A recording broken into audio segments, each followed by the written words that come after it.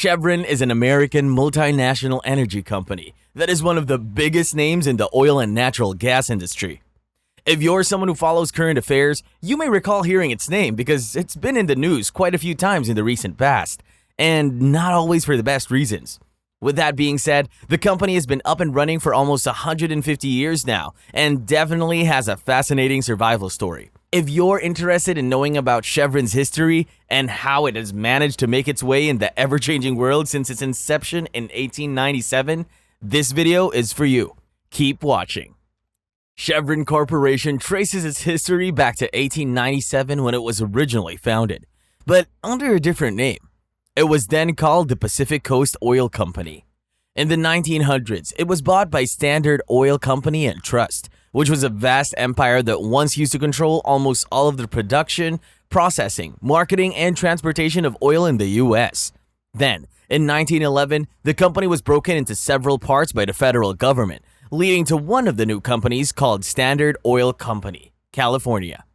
By 1926, its name had changed again, this time to the Standard Oil Company of California.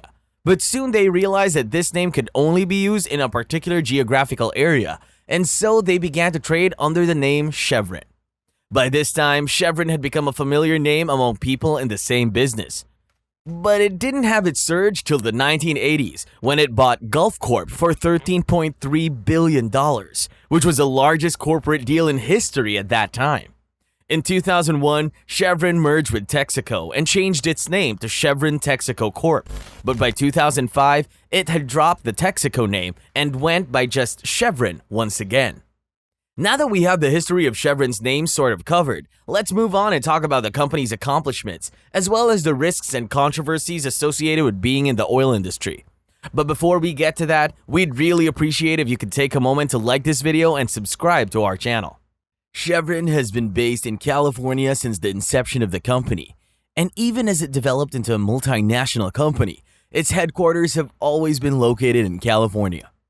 Currently, the company's headquarters are in San Ramon, California, on a 92-acre campus. To give you some perspective on how big the company is, it actually sells over 1.4 million barrels of refined products every single day. To be clear, refined products include gasoline, diesel, and jet fuel. It's very interesting to note that when the company first started, the original oil well, which was in the Pico Canyon oil field, produced just about 25 barrels of oil each day. This gives us an estimation of the extent to which this company has expanded since it was founded.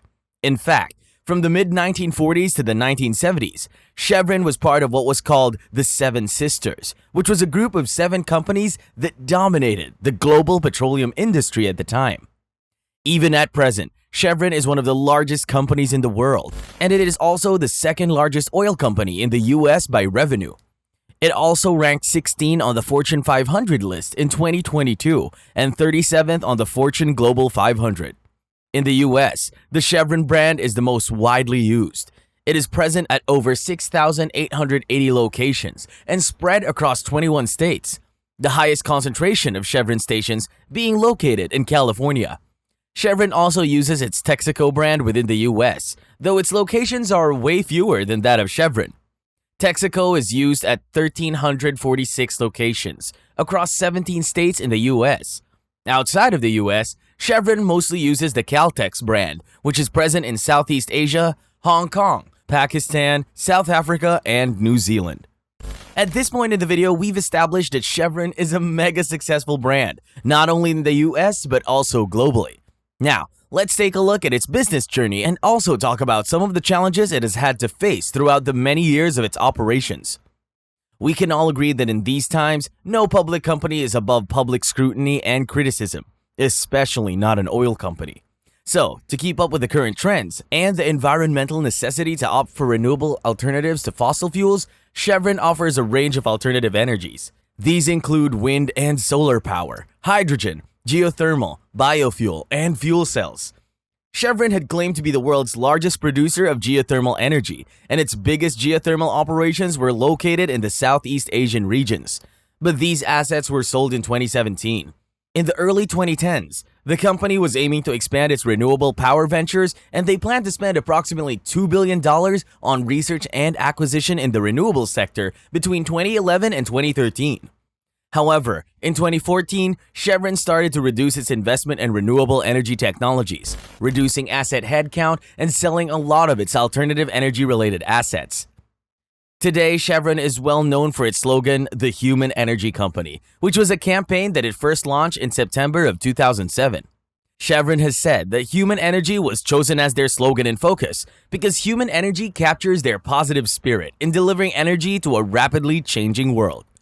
The slogan remains prominent in Chevron advertising even now, and Chevron has cleverly extracted from this slogan to use phrases such as "it's only human" in their marketing campaigns. That being said, Chevron has had its ups and downs throughout its history and has been one of the most widely criticized companies in the world. One of Chevron's lowest points was when it was held responsible for the death of 2 of its workers. They were killed in an explosion at one of Chevron's rigs in Nigeria on January 16, 2012. At the time of the explosion, there were 154 workers on board, and sadly, 2 of these workers had died. The fire from the explosion burned for 46 days, and eventually, the well was sealed. There were claims by the workers that they were ignored by Chevron when they requested evacuation as they were concerned about the increasing smoke. A senior worker at the rig said that the blowout was triggered by a massive buildup of pressure. Another witness said that the rig engineers had advised Chevron to stop drilling and evacuate staff, but Chevron insisted that they should continue the drilling.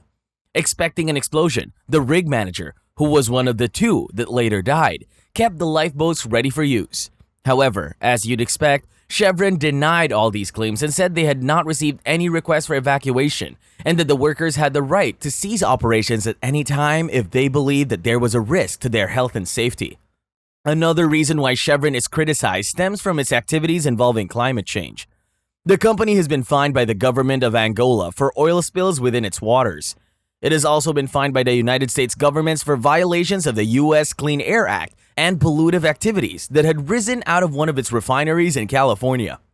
A 2019 report also totaled Chevron's emissions of carbon dioxide to over 43 billion tons.